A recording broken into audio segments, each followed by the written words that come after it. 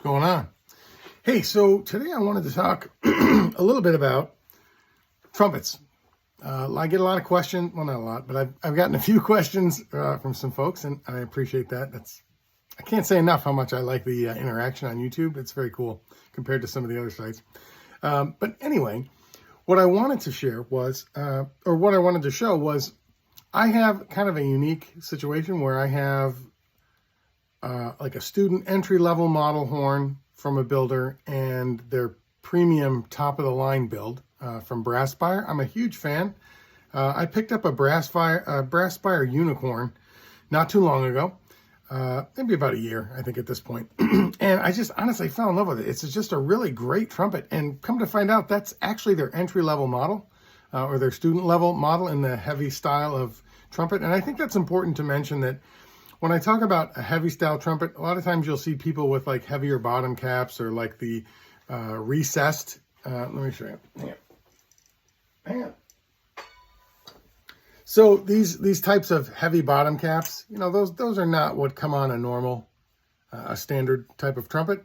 And then the recessed, so kind of the valves, the buttons at the top kind of go down a little bit. And honestly, I think this was probably invented by Dave Monette. I mean, that guy's been building just ridiculous, awesome custom horns for, I don't know, maybe 30, 40 years at this point, but long time. Anyway, this is a Brasspire unicorn trumpet.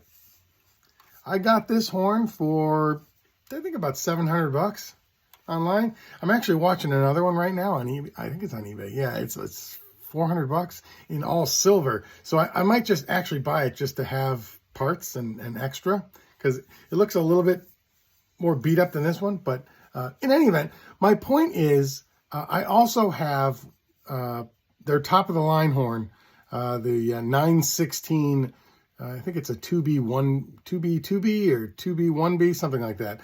But I wanted to give you like a thought or like an actual comparison on what the differences are, because there's a lot of questions that come across with regard to, you know, what should I buy? There's so many choices. And I want to say this generalized statement, and this isn't always true, but again, generalized.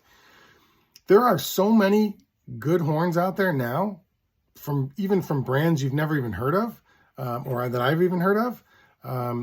The technology of today, of this era, has evolved significantly. So, you know, it's similar, and I talk about guitars a lot because I'm a guitar player as well. But similar to guitars, like, you know, 30, 40 years ago, if you bought an off-name brand guitar, a lot of times they were literally unplayable. They were just absolute garbage. But a $400 or $500 guitar today, I have a rack full of these things, like from Epiphone, Jackson, even, you know, Squire from Fender. These guitars are awesome, and, you know, they do not break the bank. So point being, you can get a really decent trumpet out there, whether it's an old model, like an Olds or a Yamaha or a Bach or something from 30, 40 years ago. And I'm not talking about the ones that are, you know, worth tens of thousands of dollars, just regular horns. But from years gone by, they were well made. You know, quality brands were very well made 50 years ago. So these horns hold up. I mean, I have a 1971 Quinault flugelhorn, and the thing is, as if it was brand new. It's perfect. A little tune-up here and there from a reputable shop like Jay Landris, and you know, you can have a great horn for a lot less than you might think. That said, I wanted to focus on what I think, or what I can describe as the differences between a $700 and let's just say, let's take, for the sake of argument, let's take out the fact that this horn was used and modified. Let's say it was brand new. I think these are $1,100 brand new, and I think the 2B 916 2B. So this is a 901H. And I have a 916 2B. So this is $1,100 on their site, and the 916 is about $2,400-$2,500 on the Brasspire site. So let's do just like a quick comparison of the differences. So obviously this is a two-tone raw brass. So whoever had this before me stripped the finish off. But again, let's just aesthetically take a look at this thing. I like that it has, note that it has a bit of a, I don't know if you call that a D shape. That to me is kind of more of a C, but it's definitely got a drop, right? So it's not just straight and then, well, let me grab, here, hang on, let me show you a D. So here is this is just a con horn, right? Here is a regular D shape, or I guess that could be a C. I think it's more of a D. But in any event, you can tell there's a significant, I'm trying not to bang them together. There's a significant difference there, right? In terms of the style and the shape. I believe that this horn also has, it's hard to move these things around without clonking them, sorry. Yeah, I don't know if you can see the difference, but the bell is definitely bigger on the Brasspire Unicorn. So even though this is their entry model, it still has a larger flare here on the end, so it's a bigger bell, and that gives it a different sound for sure. Again, this trumpet, what is this? This is a Con 1000B. I can't say enough about these cons. I think I got this horn for like $100, probably because it's got a patch right there. But take my word for it, even a horn that's been patched like this, I think this was like $200 or $300 for this horn, and it's really nice looking horn, right? But the point is, this thing weighs almost double. It is way physically heavier. And I call that out as let me put this one down, hang on. I call that out as something to consider, because if you don't play the way I play, meaning sitting in a chair like this and in front of a computer recording, this bad boy will tire you out. You have to build up some endurance to just hold this thing up. It's significantly heavier than a regular horn. So keep that in mind when you look at some of these horns. I got really obsessed with, I want a dark, a deep, this sound that I was going after was, really a Monette, but I don't have, upwards of $20-something thousand to buy one horn, unfortunately.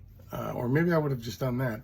But in any event, my point is that these horns physically, a lot heavier. Not unbalanced. I mean, it holds really well in the hand, It's a great horn, but it's definitely heavier. So right off the bat, this horn here, if you want a heavy, like an entry-level model horn that's got a lot of weight to it, so that's going to help thicken the sound, make it darker. And again, I think it's important to say that the sound that these make is pretty subtle, the difference. You're not going to pick one up and let's say you're using the same exact mouthpiece.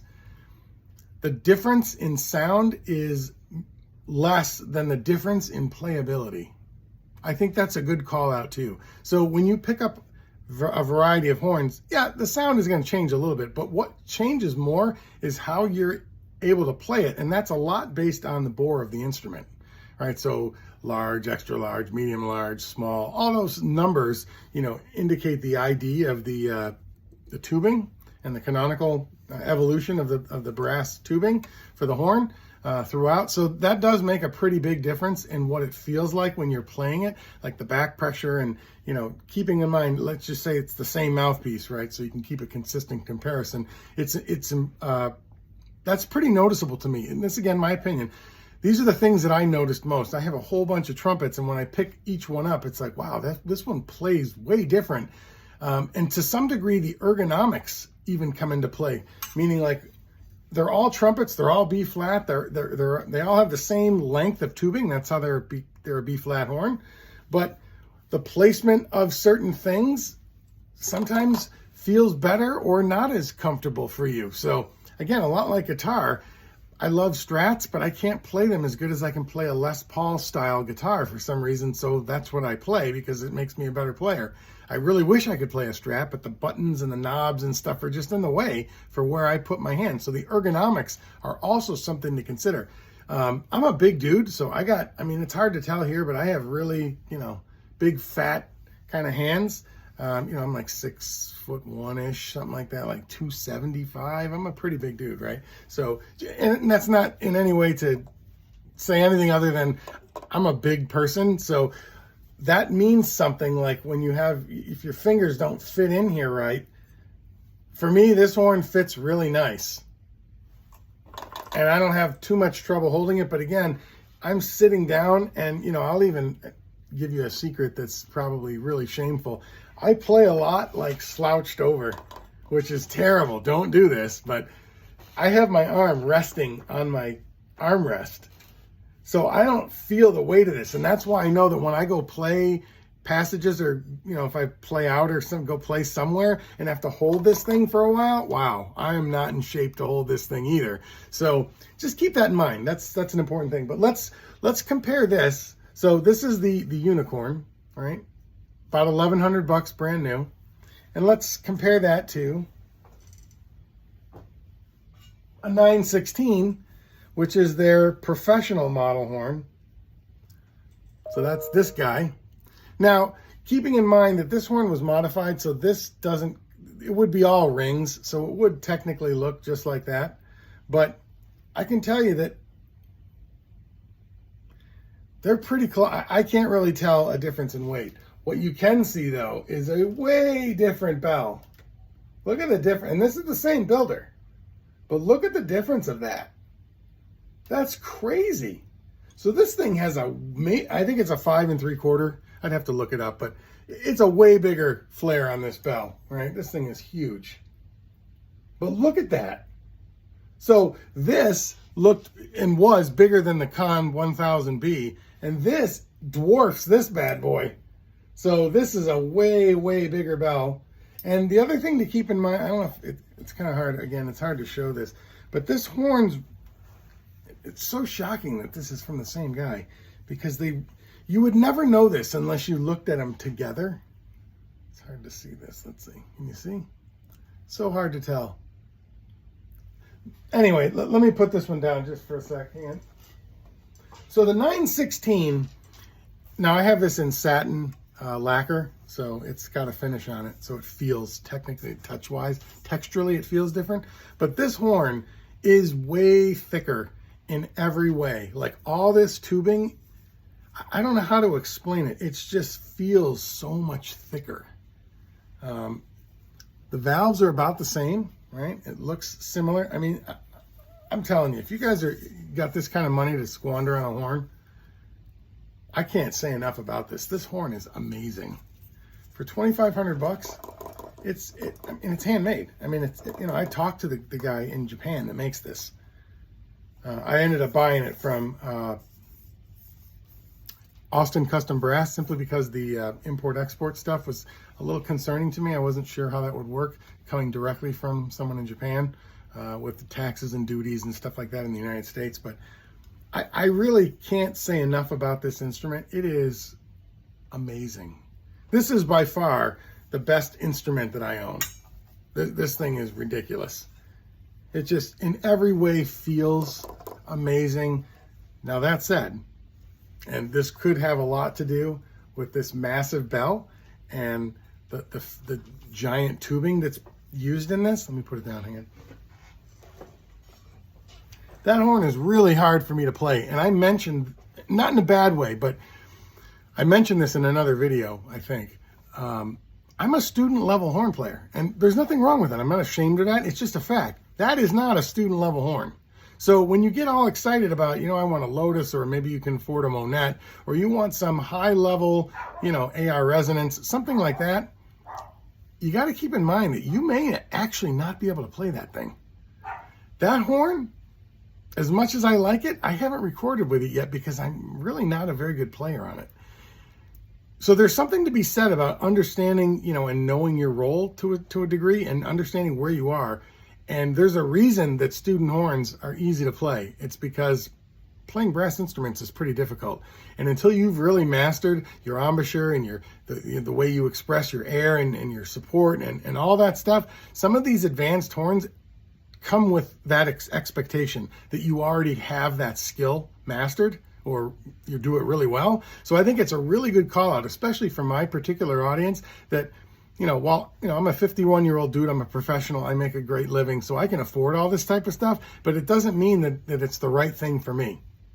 I thought that was something really interesting to share, so that you don't feel like, oh man, I really wish I could go buy this great horn because that's going to change my life. Maybe not. It depends on where you are in your journey, and I think that's important.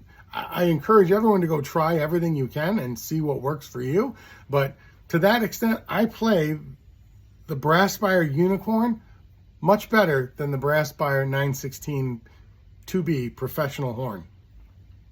So something to consider. I don't know if that's just me. I've not heard other people speak of this, but I feel like that's why a student horn is made the way that it is. It's got more forgiveness. It allows you to not have to be spot on literally everywhere, because you're not. As a student, you're learning. You're going to miss a lot of notes. I miss very few notes on that Unicorn. That's a great horn.